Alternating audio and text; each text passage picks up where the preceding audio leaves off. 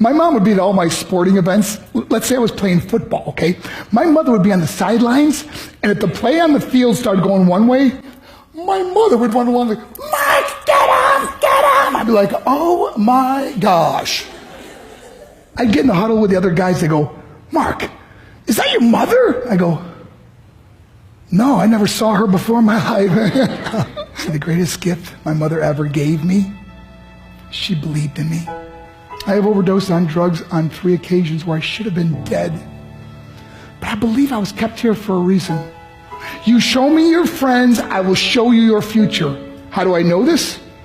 I hung out with losers, and I became the biggest loser of them all because I gave up everything I dreamt about as a little boy because of who I chose to surround myself with.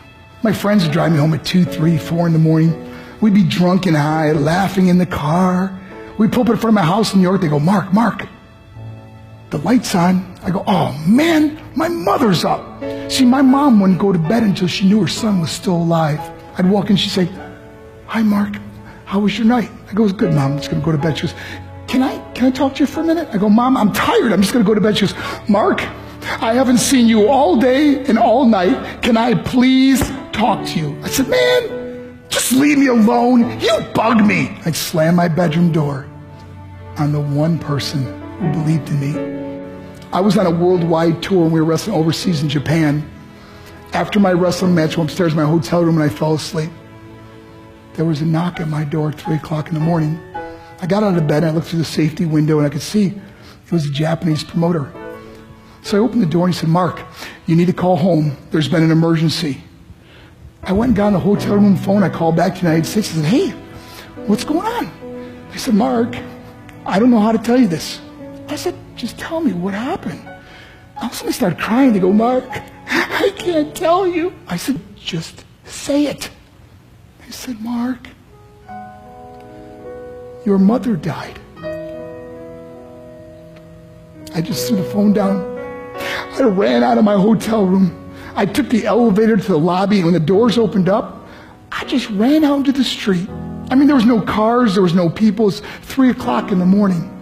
And I walked down the middle of a street in Hiroshima, Japan, and I remember looking up and just saying, Mom, I am so sorry. I flew home for her funeral, and I was so nervous to walk up to her casket, so I just stood way in the back. And I kept looking from a distance, and I kept thinking to myself, Mom, please wake up. Please get up. And then I finally got the nerve to walk up to her. And as I got closer, I could see my mom for the first time. I mean, she was so beautiful. She was dressed in white. I mean, she looked like an angel. And I just stood over her and I said, Mom, you are my hero. Everything I am, everything I hope to be was because of you. You loved me so much. You gave me a life. You're the only one that ever believed in me. How did I repay her? By getting drunk, by getting high, by getting stupid, by hanging out with losers? For what? All she ever wanted to do was talk to me. I wish I could talk to you now, Mom. I wish you could see what I'm doing. Why couldn't I have been a better son? We are defined by our choices. But if you surround yourself with people involved in drugs and alcohol and pills, it's a dead end. I'm not here to preach to you. I'm here to tell you I lived that life. It leads to broken hearts, broken relationships, broken dreams, and death. For what? To get high? If you have a mother or a father, when you go home, tell them how much you love them. See, my whole life was about being rich and famous. I had to be a millionaire. I had to win the race. I had to win the race at the expense of my marriage, my family, my friends. For what? To be all alone in the world? I learned what is truly important, and that is how precious this gift of life is, and our families, and how quickly it can be taken away. See, I no longer live in time. I live in moments. See, it's not what's in your pocket that matters.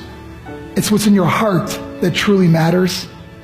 Love Love is just a word until somebody comes along and gives it meaning. You're the meaning.